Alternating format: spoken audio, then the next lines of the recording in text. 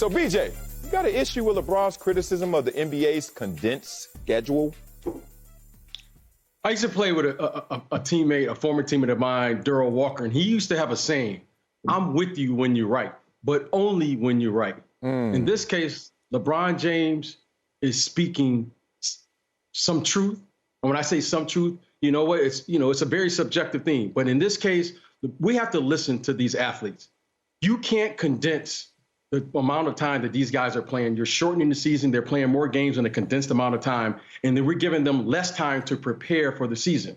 Okay, so when you have this, you're going to have injuries. And that's what's causing all of these injuries, if you ask me. You know, I go back to when I played this game some years ago. We had a month prior to our first game or so. So we had time to get ourselves in the proper condition. We had time to prepare. We had time to get ourselves ready to play. And then we could go through this marathon of the season. Now they have less time to prepare. They have more games in a shorter, condensed amount of time. And by the way, guys, the offseason was literally a month from the team that played in the finals till now. So now you look at the teams that played in the finals, the Miami Heat out in the first round, the LA Lakers out in the first round. And I'm willing to say probably right now, whoever gets to the finish line here will probably be out in the first round next year because you don't have enough time. We can look at the numbers. The league can come back and say things such as, well, you know, we look at the injuries of last year to this year. The numbers can say whatever it can say. The bottom line is these players need time to properly prepare. They need time to rest and recovery so that we can put the best product, the best product on the floor, which benefits the league, the players, and the fans. So that's my stand. So I think LeBron James has a case, and we should listen to what our players are saying in this instance. I'm going to just say LeBron James doesn't have a case, even though we are sympathetic to what he's talking about. If you understand what happened this offseason in this condensed schedule, it was something that was mutually agreed upon. Why was it mutually agreed upon? The same reason it's always mutually agreed upon. It's beneficial to all. Money. You want to follow the money, you will follow where everybody's heart really lies. So LeBron James, you signed on to the dotted line just by your participation, just like the NBA Players Association did, just like the NBA owners did to a condensed schedule. Why? Because you had to monetize your labor. It's simple as that. Now, let's talk about the actual injuries. LeBron said, yeah, it was a necessary evil. I didn't really want to do it, but hey, I got to play. I got to get paid. I got to go feed my family, etc. This year, the injuries were added up to a 5.1% injury rate. Okay. Now, according to LeBron and his declaration, that would make you think that's the highest it's ever been. Well, since they've been tracking it since 2009, 2010, it is. But you want to know what's right next to it? The next highest year of 4.8. And that's not a COVID year. So now you start to have to dive into the details and say, wait a minute. Is this some grandstanding here? Is this some virtual signal in here? Is this more of a narrative build rather than evidence-based conversation? And once again, my man LeBron, who I think is the greatest basketball player of all time, but not necessarily the deepest with the logic when it comes to these conversations. So this is something that plays where everybody say, yeah, dog. This is a yeah, dog moment, where you get around and you say something, everybody, yeah, dog, and not a single person has opened up a book or opened up a computer and wanted to check the evidence. It's not supported by the numbers. It's just supported by the narrative. Yes, I have an issue. I have so many issues with this. And it's not a matter of, BJ, it's not a matter of whether or not we should listen to the athletes, and it's not a matter of whether the shortened off season did cause these injuries. I believe that that is a factor without question. But let's begin with the platform that he's utilizing. Twitter is not a place when you have conversations like this, when you have subjects like this. That's not the place to go in order to discuss them. To Marcellus's point, it's when did he say, I told you so? Where and who did he tell?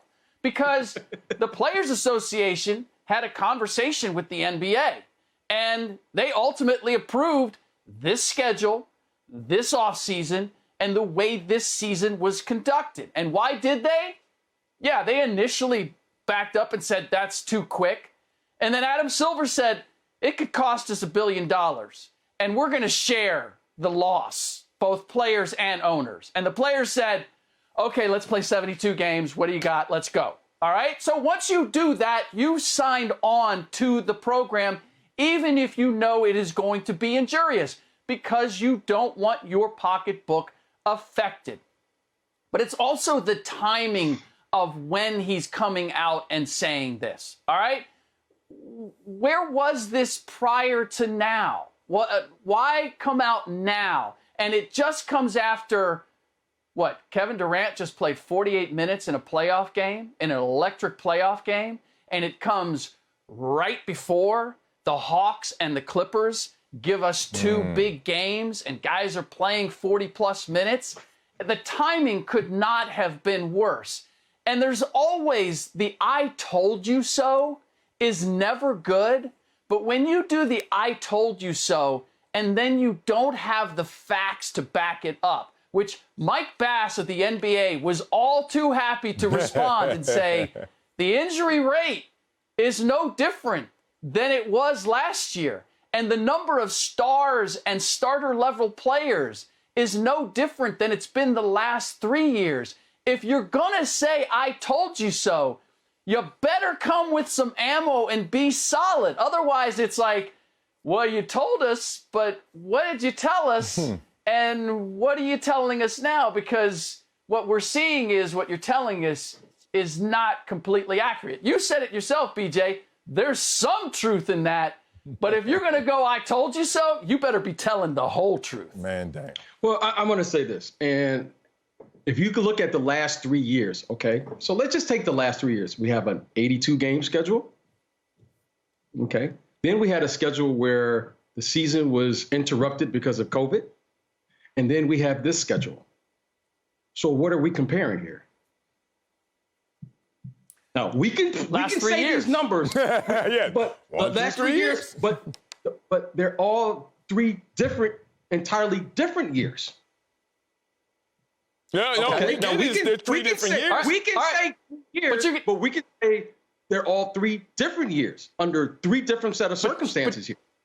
But BJ, you can take that both ways. You can say all That's 3 are what I'm different, saying. and all 3 ended up in the same place. So how can you take this particular season and say because of the way this season was played that it caused this thing as opposed to last season or the season before? I'm with you. I'm with you as far as the shortened off season, particularly for the Lakers and the Heat. But you gotta bring a better case than what LeBron brought, or you're gonna get shot down really quickly. Here is the case. We're playing an enormous amount of games in a condensed amount of time.